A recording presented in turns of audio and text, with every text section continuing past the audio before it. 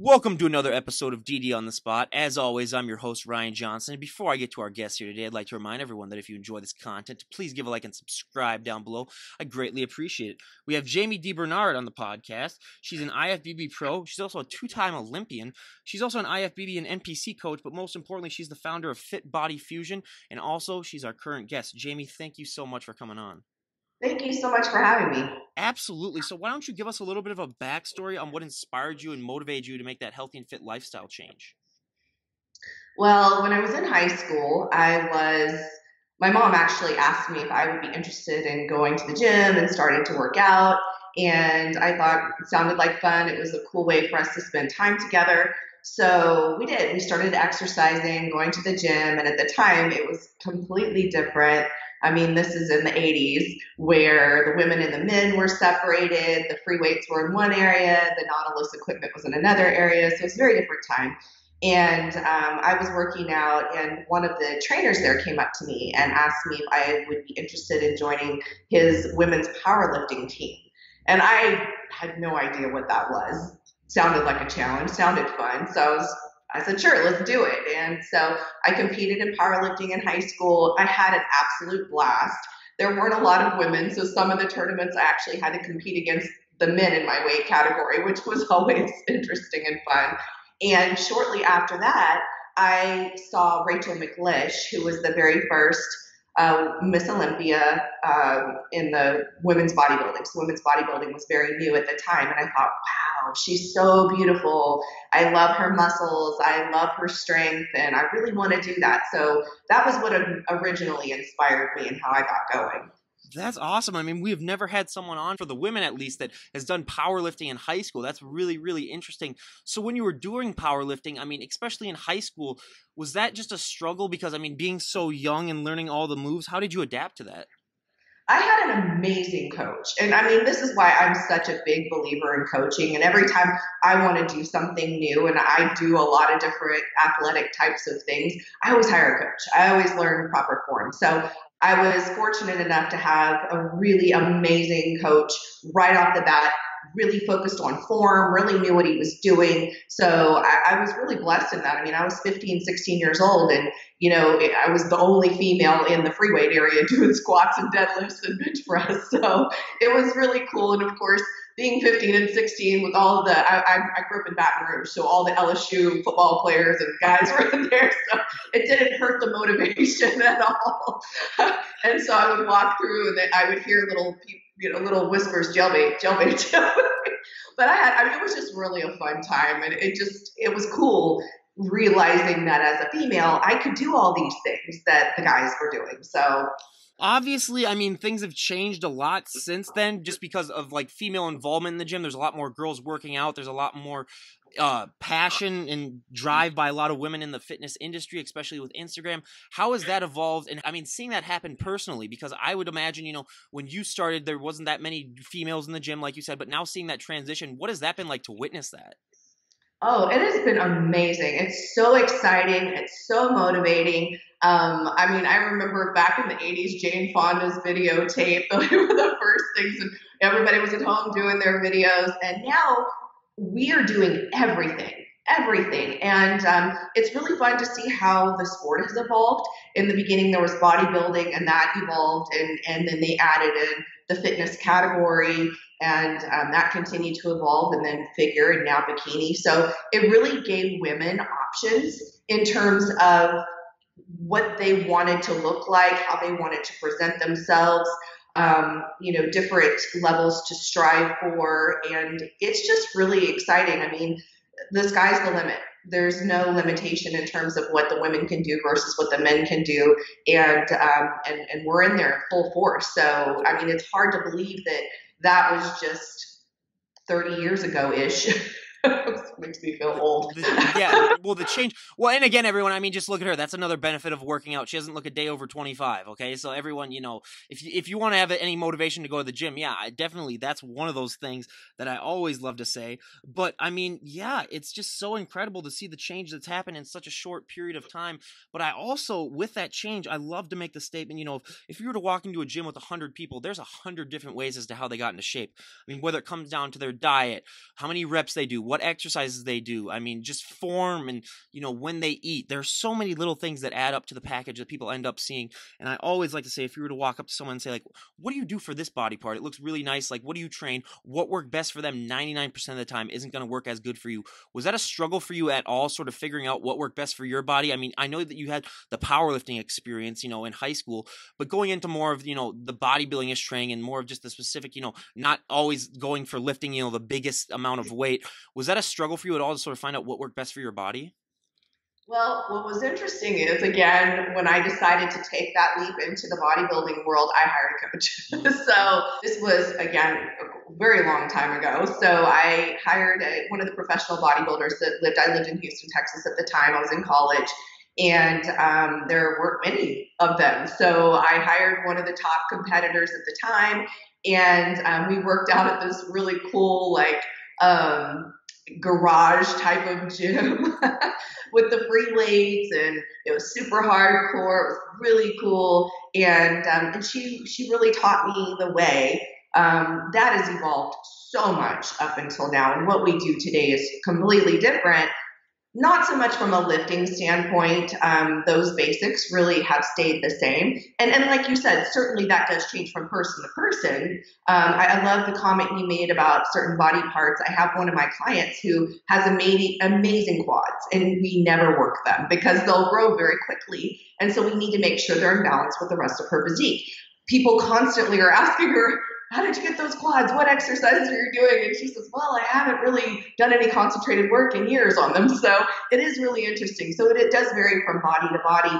And at the same time, the lifts, I sometimes people get really creative. And it's like, what are you doing? I mean, the basic lifts are where it's at. So the nutrition is where I feel like we've evolved a lot in our understanding of what we can and can't do, and how to be flexible, how to have more of a lifestyle approach. When I first started, we did some weird stuff with our nutrition. I mean, she had me eating baby food, and I was taking some supplements that literally gagged me. I mean, it just took everything. It was, some of the things you take in your gel caps were just liquid, and you would just pour it in your mouth. And so certainly supplements have evolved in a huge way. And then the understanding of nutrition have really evolved.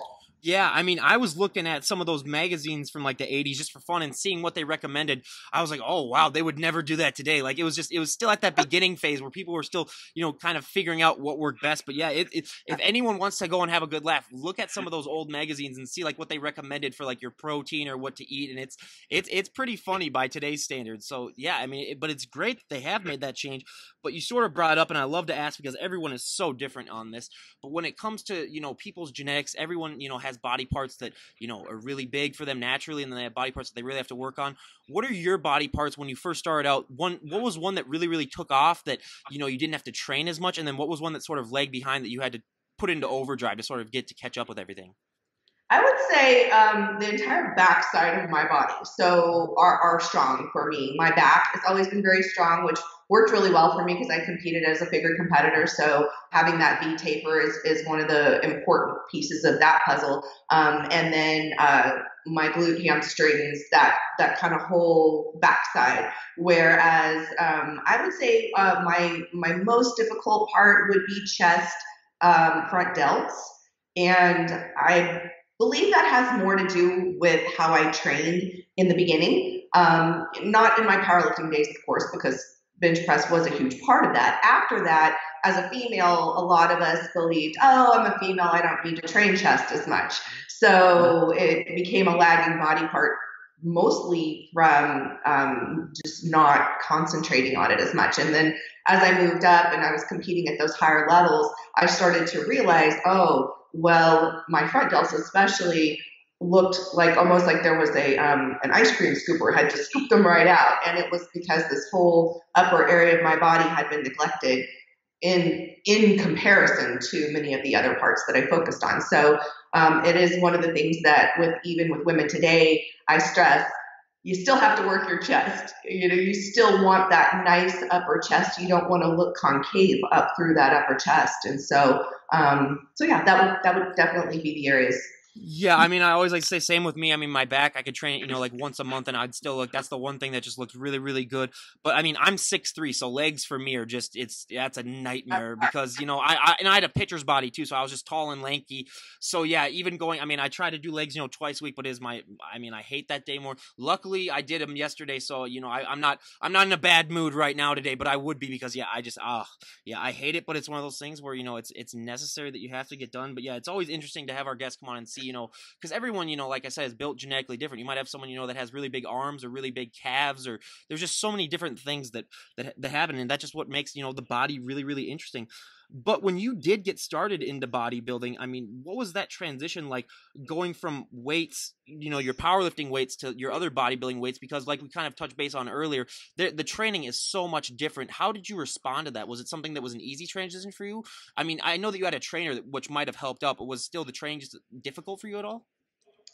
Actually, it was really fun. I think it was more fun just because there was more variety, a lot of more accessory work, and so I enjoyed that. It wasn't really a difficult transition. I just loved the gym.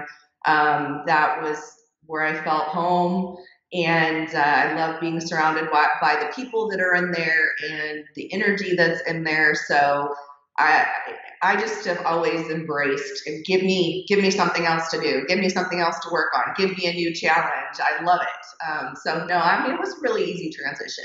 Yeah, I mean, especially because, like you said, having a trainer really, really does help out. So again, everyone, I highly recommend, getting a trainer because they make your lives so much easier. I mean, the guest that we just had on yesterday was talking about how she did her bodybuilding shows without a trainer at first, and just talking about, how much of a struggle that was. So I always say, you got to have that trainer because it really does help out. But I always love to ask, what was your first prep like? Because for a lot of people, they don't realize that just being able to get into shape to be able to go on a prep takes so much hard work and dedication that it's almost unfathomable. But then going on a prep, you are notching things up to such an extreme where it comes to you always got to get your workouts in, you got to eat the right amount of food, a lot of times at the right time as well, and it's just constant, and you're just toning the body down to an extreme level. What was that experience like for you? Hmm. So my first prep, I was with a trainer rather than a coach. And so, what I mean by that is he was more geared towards lifestyle training and didn't really understand the proper training for competition. So, and I felt like I knew enough to bridge the gap on that one. I never competed when I started with the Dinah Anderson the professional bodybuilder back in Houston. I ended up going into the corporate world and doing a lot of other things. So I didn't end up stepping on stage till much later. Till 1999 was the first time I stepped on stage. And so I worked with this trainer, and he gave me the diet, he gave me the workout, and it was very extreme. And I got really lean, and I lost a lot of muscle. So, I mean, I won.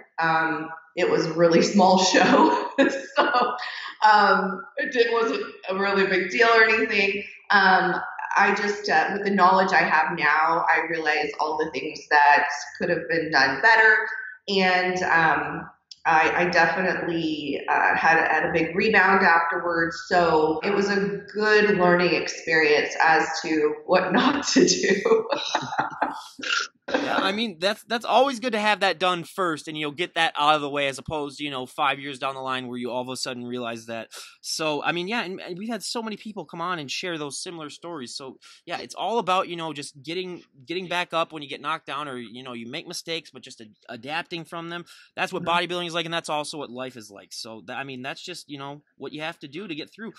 But now I always a lot of the people that we have on, they kind of take the competitive thing, they take it for granted, because a lot of the times I think if you were to poll the general public, you would get a small singular percentage of people that would be willing to go up on stage and pose in a bikini. I mean, it takes a lot of courage, it takes a lot of dedication, and just willpower to be able to convince yourself to go up there.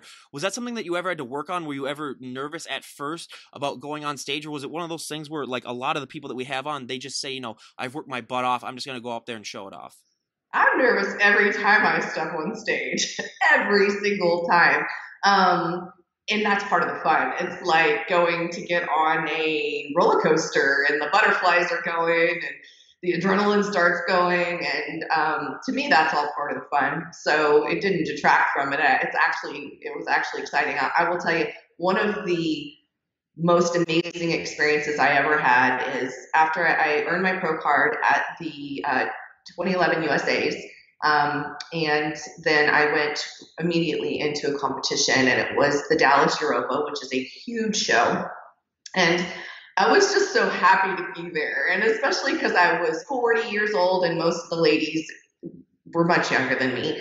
And I thought, wow, this is so cool. And I just was surrounded by women I've been looking at in the magazines and that I had been admiring and all of that. And they were standing around me in line waiting to step on stage. And I was just kind of in awe of the whole thing. And as I'm watching them go on stage, I'm watching them shake, just shake, like, and be nervous. And I'm listening to them before they walk out, just all the nerves. And it actually really calmed me so much to think, wow, these women I've been looking up to for all these years, they're just as nervous or more nervous than I am.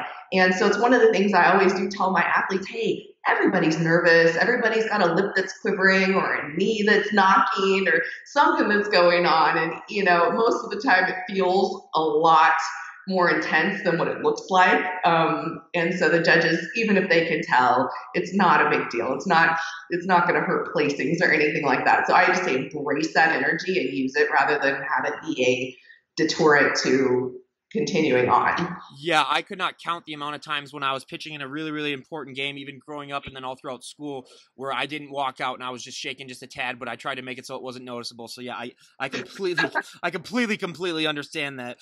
But I love to ask this question because, like you can see, I'm one of the palest people you'll ever meet. I mean, the sun literally reflects off of me. I mean, I can blind people just by, just being out there without a shirt off. I'm like one of those vampires where it just reflects. Being from the upper Midwest, and I've never been tan a day in my life, other than a farmer's tan, which I'd get, being outside. But what is that experience like, putting that tan on for you? Because we have so many competitors that, come on and, they say, you see all the muscles that you never even thought that you ever had. Everything really seems to pop out. What is that experience like for you? That's my least favorite part of the whole process. It's horrible. I hate it. When I first competed, remember, and I've been around for a long time, there was no spray tan. The tan was called the sun. And so we would just bake ourselves. And of course, in tanning beds, they weren't what they are today. Now, the whole spray tan thing, it's amazing in terms of you look great on stage. So it's wonderful from that perspective. It's just the process is a nightmare. I mean, you're freezing. And if you're not freezing, you're not going to dry. So you need the room to be really cold and you're naked and you're shivering and you're just, and you're standing in front of a fan so you can dry with a bunch of other naked people. It's super weird and uncomfortable. So, I mean, it's necessary and it creates a beautiful outcome. It's just not my favorite part of the process for sure. And I always love to say, you have to be like a statue basically when you put that stuff on because, you got to be in the same spot. You can't really move around too much. So yeah, you basically have to become a statue for the next couple of days or how many days that you have it on. Of course, you can't forget the part where you can't wear deodorant. Yep. So everybody, it feels really gross and smelly and, can't rinse for several, it's not my favorite part of the process. Yeah, that's completely understandable. But the most surprising thing for me too that I found out when I started doing this was that for a lot of these competitors, the posing is the hardest thing. It's harder than your prep. It's harder than your workouts. I mean, for a lot of people, I always love to make the comparison. You can be a great driver. You can never be a perfect driver. You can be a great poser. You can never be a perfect poser. How has posing been for you? I mean, I know you've been in the game for a while, so you've probably gotten used to it, but it's starting out as opposed to now, how has that sort of transitioned, and has it been something that you've just really just had to ingrain in your brain how to do and you still need to continuously work on? So when I first started, I hired a posing coach, and she is amazing. Her name's Gina Aliotti. She was second at the Olympia, I don't even know how many times. So I flew down to San Diego to meet with her, and I worked with her on posing. I wanted to go to somebody I really liked their posing and their stage presentation. Again, find the best coach and you will get the best result is always my belief. So my posing's always been great. She was fantastic. I felt very confident walking on that stage. Nowadays, things have changed a lot. I work with a lot of bikini competitors, and the posing is not as cut and dry as it was and is for figure competitors and even bodybuilders, where there are mostly mandatory poses. I mean, there's a little bit of creativity in there. With bikini, there's a lot of flexibility in terms of how they can do their poses. There's no mandatory poses. So it's even more crucial to have somebody who's got a good eye for the physique and knows what they're looking for. So when I'm teaching someone to pose, one of the things I want them to understand is, what am I looking to create? What is the shape that I'm working towards with their body, so that they understand? I feel like if somebody understands why they're doing a certain move or a certain twist or a certain arch, then they're going to be more likely to master it better. So that's one of the things that, and it's really interesting to me. There's a lot of coaches that don't even teach posing. So, there's people who will just do your diet, or there's the people that'll just do your diet and your workout. And then there's people, for me, if I'm going to put somebody on stage, I don't want them to work their butts off and look amazing and then not know how to show it up on the stage. So making sure that whole presentation is put together, the tan, the hair, the makeup, the posing, like everything. Let's button it up and make sure that they're showing it in their very best light. So, I mean, everything from, I assign stretches to help with certain positioning, because the twisting and the arching is really difficult. So if you're not flexible enough, it's not going to look really good. You're going to have this pained look on your face. So, all of those things go together to make that stage presentation amazing. And I haven't stepped on the stage in a while. After the second Olympia, I semi-retired. I did a couple of shows after that. And if I do step back on stage, I would step back in bikini, not in figure again. The evolution of the sport, the figure has gotten a bit more muscular than I want to do for my own physique. So if I did, I would go back in that bikini role, and I've done plenty of bikini coaching, so I would be ready to do that. So if that happens sometime, that's what we'll do. Yeah, I mean, it has evolved a lot too. If you look at, what the figure looked like before and now what it looks like now, yeah, like you said, it has gotten a lot muscular. But now, one of the fun questions I love to ask: what was your go-to post-show meal?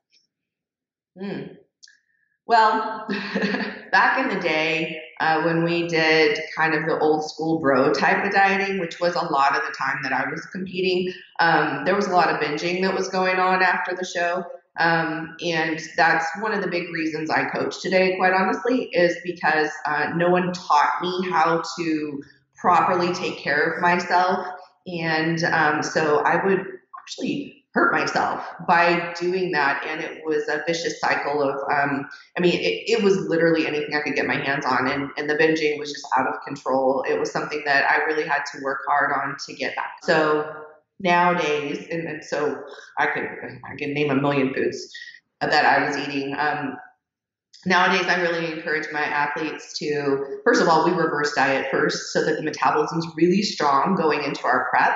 Then we take enough time to do our prep that we're not getting the food so intensely low and the cardio so high that it's a dam ready to break, so that after the show, they just go bonkers. And then the third piece of what we do is we make sure that they are prepared with what are we doing post-show. So we have a plan. One of the things I really recommend is watching out for sugars right after the show. When you haven't been eating a whole lot of sugar going into the show, you don't want to go and first thing you do, they have sometimes donuts backstage or cupcakes or cookies or something. Just walk right past it. They're all going to be there later on. Have something a little more hearty, a burger, a burrito, or something that's going to be hearty. And then you can have your little dessert afterwards, which you don't want to do is spike that insulin, which is exactly what I did back in the day, not really understanding what I was doing. And then you spike the insulin and the cravings go, and it just all bets are off at that point. So we always have a plan in place, and then a reverse diet just smoothly right into. So if you look at my athletes in the off season, they're not far from stage weight. My pros can get on stage over and over and over again. It gives them a huge advantage in earning points towards the Olympia, since now it's a point system versus when I did it, you could qualify winning a show.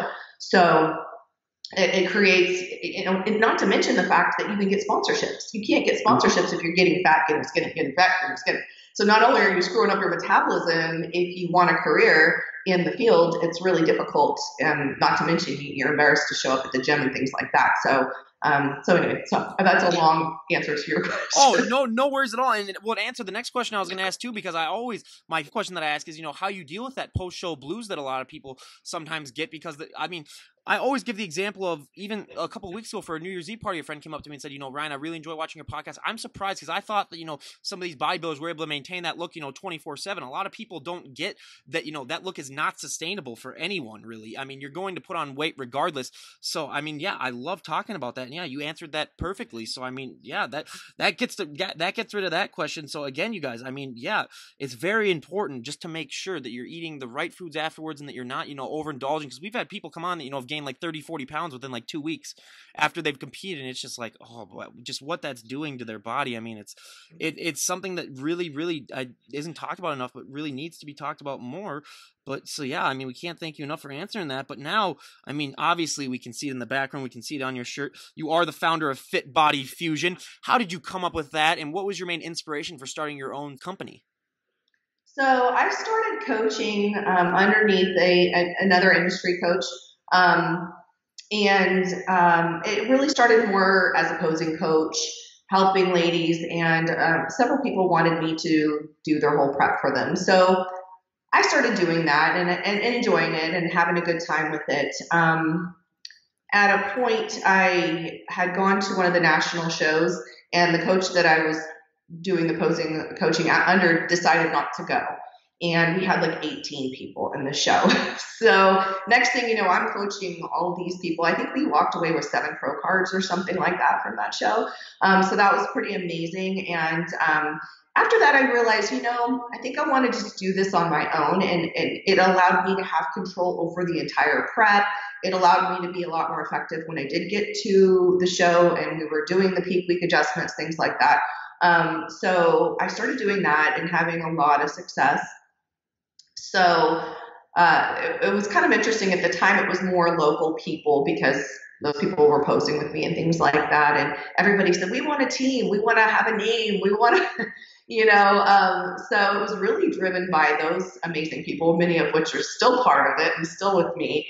And so I didn't want to name it something with my name. So we came up with Fit Body Fusion, and the idea of Fit Body Fusion is we're really fusing together all the different elements. So, it kind of, we welcome people who do all different sports.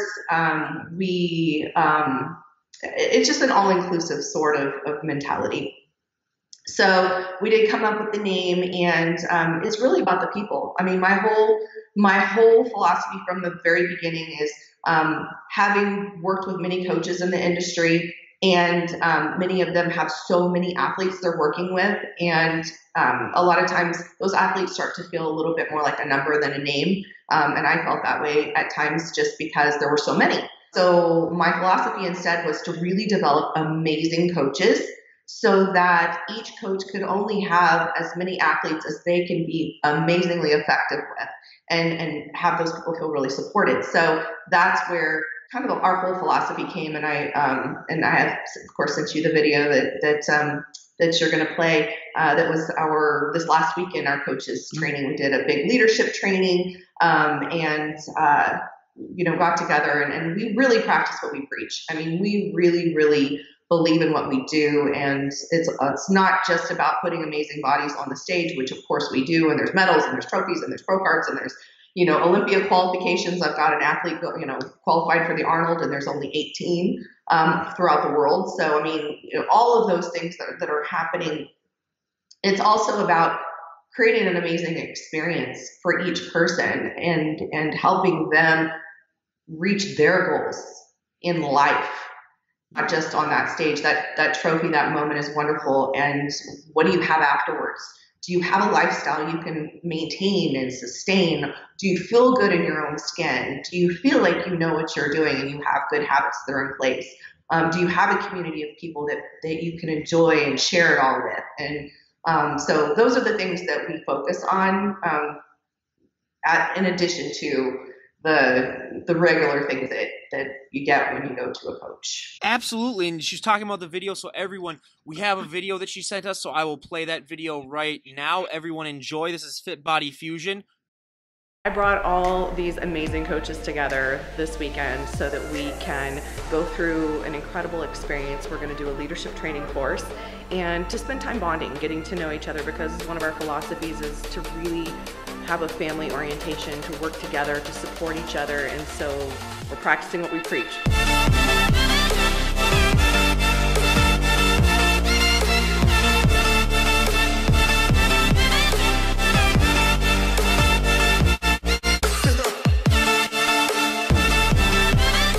So amazing to have all the girls here. I mean, I've been excited all week long.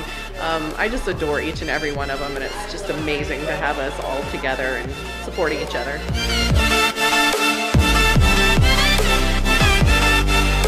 Awesome day. It's a wrap. Fit Body Fusion coaches in full effect. Yay!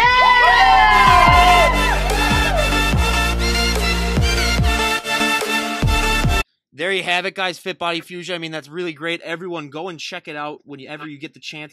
And now, Jami, what would you say was probably the biggest struggle that you had to overcome when starting your own thing? Because a lot of people that we have on, do create their own companies or their own brands. What would you say for you personally was the biggest thing that you had to overcome? At the time that I started it, I owned a gym as well. And it definitely, I was competing, I was running the gym, and I was coaching, and I had the team going, and I'm also a mom, so being pulled in so many directions, that was definitely challenging, was finding my own balance. It is one of the reasons I did stop competing, because I really wanted to focus on my athletes, and when I was competing, that was something they could feel it. So I had to start to go, I did sell the gym, I stopped competing. I had to start taking things off my plate so that I could really hone in and get focused and be great at what mattered to me.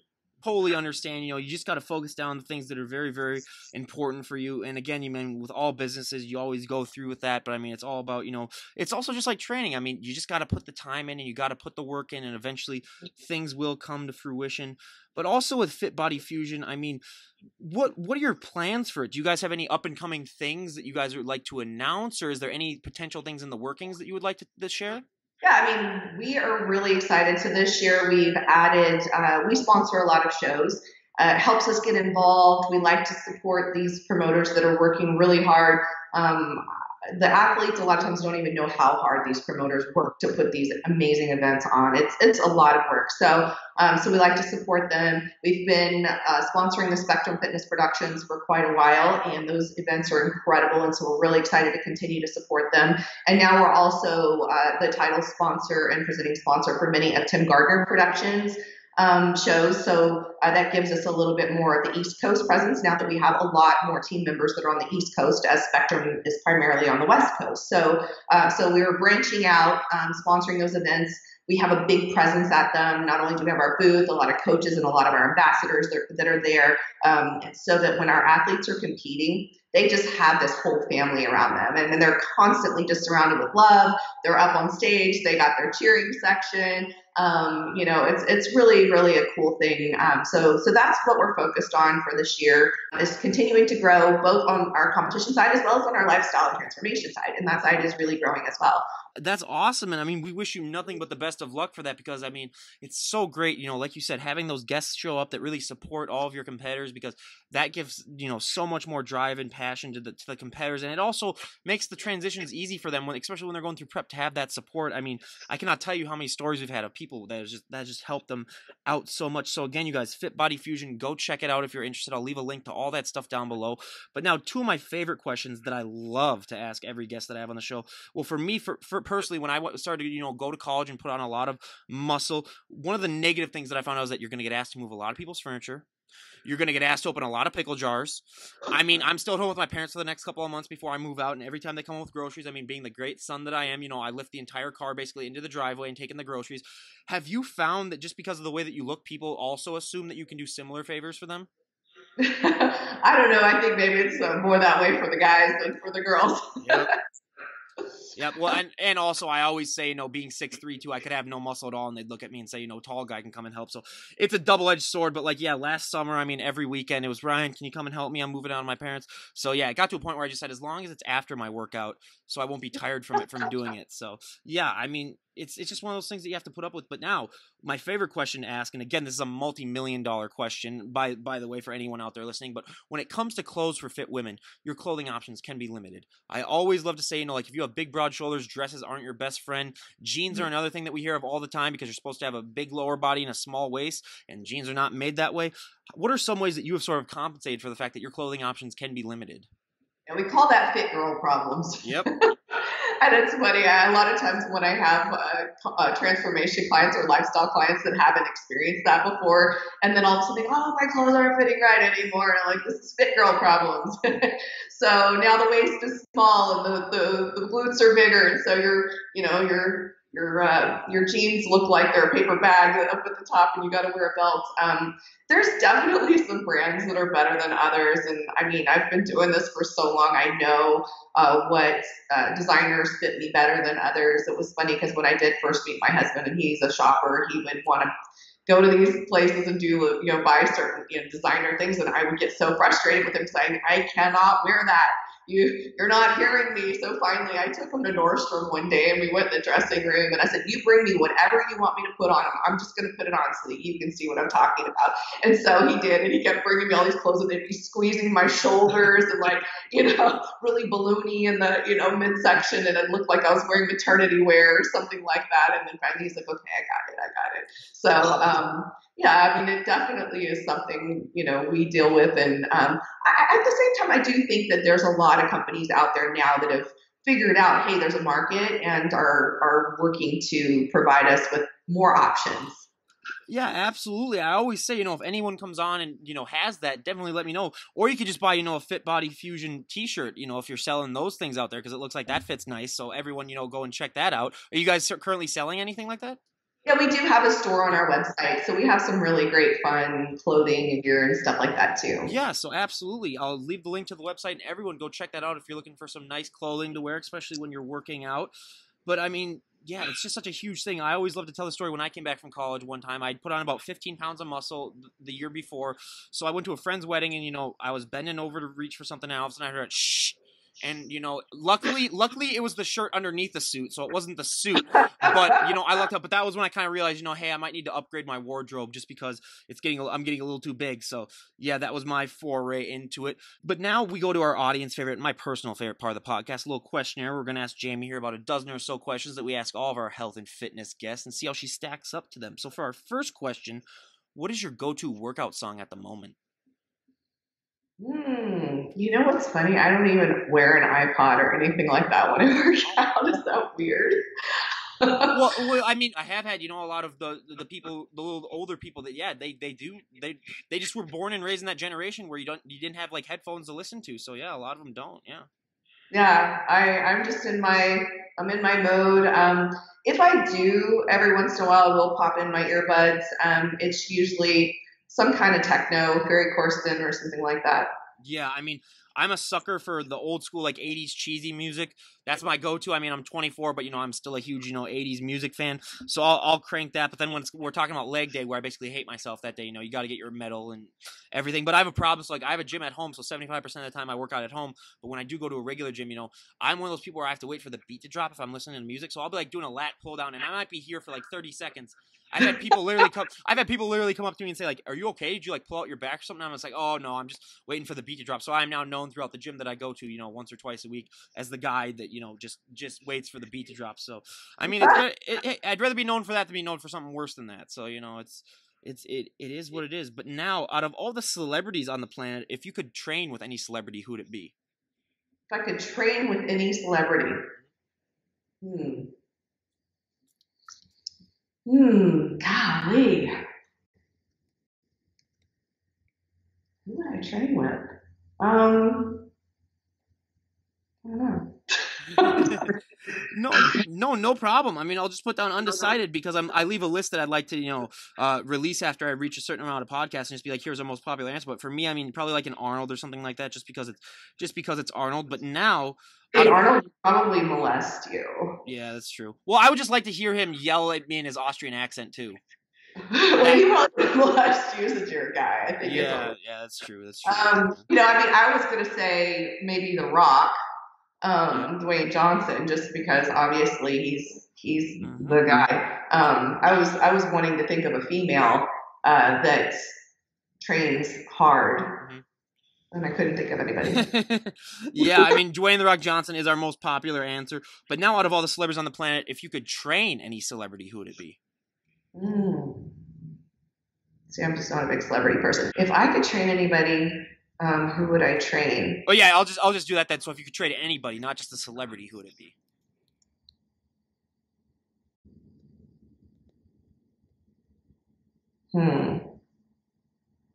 If I could train any celebrity, I would train Pink. Yep. That's a really popular answer because I mean she clearly works out and I mean she looks great. So yeah, I mean that's definitely. Yeah, I love her music and she is fit and I love her energy. I would think that her energy and drive would be a lot of fun. Yeah, absolutely. I mean, she would be definitely one of those great ones to train. So yeah, she is one of our more popular answers. But now, what is one item that you always need to have in your fridge? Egg whites would be my number one item in my fridge for sure. That is our second most popular answer, so another one goes in the tally mark for egg whites. Our most popular, I mean, not our most popular, but one of the answers that really, really surprised me was mustard, because a lot of bodybuilders use that because it has 0 in calories, 0 in fat. They put it on their chicken, and I always say, if you have to do that, you might want to reevaluate your life if you have to put mustard on chicken just to give it a little bit of taste. But yeah, that's one of our more surprising answers. But now, if there was one thing that you could change about the sport of bodybuilding, if you had the all-knowing power to do so, what would it be? The thing I would change about the sport is, especially for the women, the ability to keep the divisions where they are. So, and it's the athletes that do this. They tend to keep getting more and more muscular and really pushing the envelope as time goes on. So it shifts divisions, and we talked a little bit about that in terms of how figure has changed from when I turned pro. When I turned pro, we looked very similar to what the bikini pros look like today, and so figure looks very different. And that is the evolution of the sport. And at the same time, it would be nice if we were able to really keep those divisions solid and not let them evolve. Yeah, I mean, the changes have really, like we said before, have really, really come out. So yeah, I would like, if there was just a set standard where they say like, this is the body type that you want, if you want to get bigger, you go up to physique. If you want to get smaller, you go to bikini. So yeah, if they just had that set guideline that was like never changing, yeah, I really think that would help out a ton. What they've done with the men has been really kind of cool with the men's physique, because there's a weight cap. So that does help to keep them from going to becoming more like bodybuilders, because they can't go over the weight cap. And I really like that idea. I think that was a brilliant idea. So maybe something to that effect that could keep people from continuing to just put on tons and tons of muscle and yeah. I mean, that's what they did. I mean, like I always say, when it comes to bodybuilding and building muscle, I always like the comparison. If you're on a road and men and women are driving down 2 separate lanes, the men can just go as fast as they can, as straight as they can, right down the fast lane, where the women, they have to zigzag, go through underpasses. There's so many different things with the women's bodies when it comes to building muscle, and also with the fact that they have to balance, what everyone always says, still being feminine, which I mean is complete nonsense. I mean, being muscular is feminine. I mean, it's absolutely stupid, but I mean, yeah, it's just all the obstacles that they have to go through. And if they made those divisions like we were talking about, just ironclad where what you need to look like, I think that would really, really help out as well. But now, what is a TV show that you binge watch? What is the last TV show that you binge watch, I should say? I've binge watched a couple things recently. Ozark was great. House of Cards, I did binge watch recently. Those would be the 2 most recent. Yeah, those are really, really great shows. But now, what is your favorite TV show of all time? Ooh, favorite TV show of all time. Boy, that's a tough one. Uh, I really liked Handmaid's Tale. That was really, really riveting. I'm Yeah. hoping that the new season comes out soon. That's a really really good show too. I mean, I watch it, and I watched the original movie like before the series came out because I heard about it, and it's a really really great TV show. And now, what is a guilty pleasure movie that you enjoy? A guilty pleasure movie or show? Guilty pleasure movie, yeah. Oh, movie. Gosh, I can't think of a guilty pleasure movie. I would definitely say I do like some reality TV. It's like that would be my most guilty pleasure. I mean, the silly Bachelor shows and the Bachelor in Paradise and the what's the new X on the Beach. It's just awful, and it's a train wreck. I just can't help it. Well, don't worry, it's you and every other woman on the planet with those Bachelor shows. I tell you, it's yeah, they have their Bachelor nights where everyone gets together and drinks their wine. Yeah, I couldn't tell you how many of my girlfriends do that. So yeah, 100% for that. I mean, that's probably one of the most popular answers too, is like a Bachelor if I ask for TV shows. But for me personally, I mean, again, all my guy friends, close your ears. You never heard this from me, but Princess Bride is my guilty pleasure movie. I really really enjoy that movie. That's Yeah, a great. that's a good one. I'll never admit it in public to my guy friends, but yeah, that's my ultimate date night movie. That's my ultimate movie for just chilling around. If I see it's on, I stop everything and do it. So yeah, Princess Bride. But now, what is your favorite fashion trend of all time and least favorite fashion trend of all time? Oh, favorite fashion trend of all time. Hmm.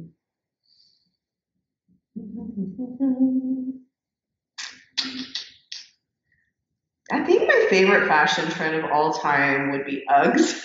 I'm very kinesthetic, so I love the way they feel. And of course, I'm sure where you are, they're very popular. And even here, I mean, I'm not a cold person. I don't like to be cold. So when it's chilly outside, I put my Uggs on, and I just feel so cozy, and I love them. So that would be definitely my favorite fashion trend. Yep. I mean, I always like to say, especially where I am, we have this trick where sometimes it reaches like -20 is usually it reaches that about once a year, where you go outside and you take a bucket, you take even a cup of water and you throw it up in the air and the water vaporizes before it touches the ground because it's so cold it turns into clouds. Or we also do another trick where we leave a banana outside for an hour, and then the banana is so hard that we literally can use it to hammer a nail into a piece of wood. Oh, wow. Yeah, so just one of the well, we have to do something like that to keep ourselves entertained, because otherwise, you just sit around in the house being miserable all the time. But I always like to say, for people in the colder climates, I personally believe that we have it easier when it comes to having motivation to work out, because when it's that cold, what else are you going to do? You go to the gym. I mean, what are you going to do? You're going to go outside and like enjoy the weather when it's that cold. So yeah, I mean, I always like to say that. But now, what is your least favorite fashion trend of all time? Um, Gosh, I don't really have one. Um, No bell bottom jeans or anything like that? I like them. Yeah, I like. that's been our most popular answer for the women, at least, is the bell bottom jeans. They don't like bell-bottom jeans. Yep. No.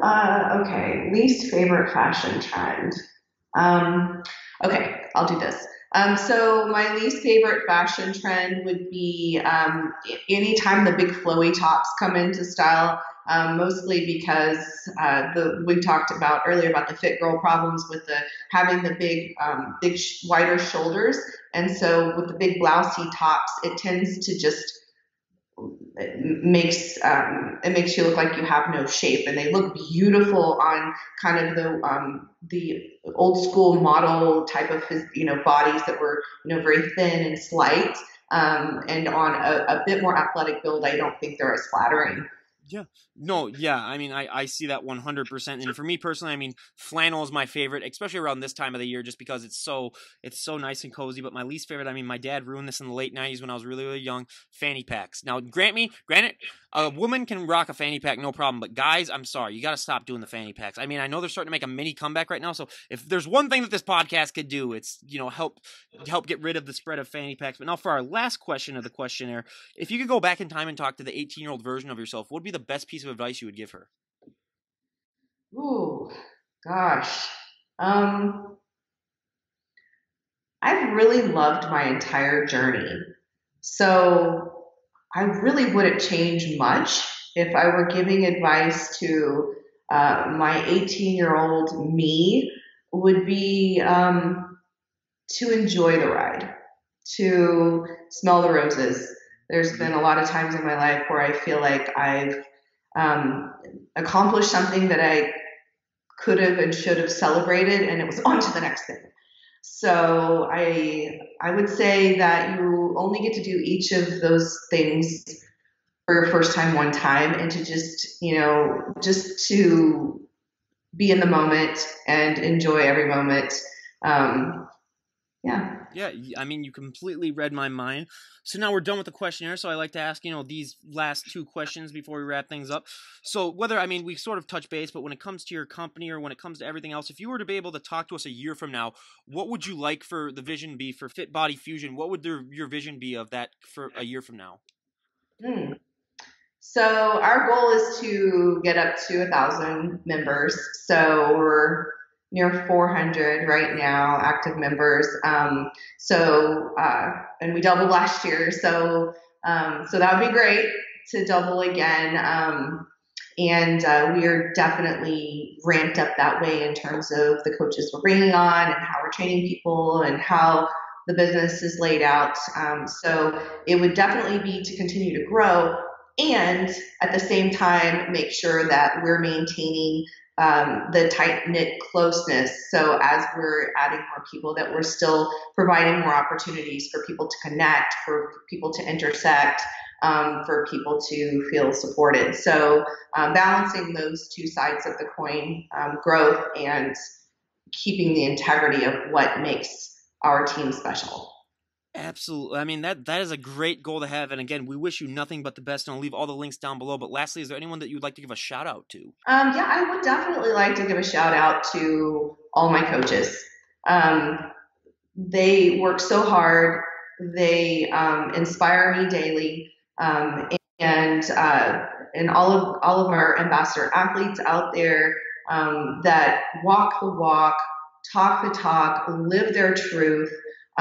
Really truly support and uplift each other. I grew up at a time where women didn't support each other like they do today, and there was a lot of backbiting in the corporate world and things like that. And so I'm inspired every day by women, and of course we have men and women. It's just being a female, women who are really truly care and are willing to uplift each other and truly want to see each other succeed. So I want to give a shout out to all the women, our coaches, our ambassadors, and our teammates, and I am so grateful every single day to be connected to all of you.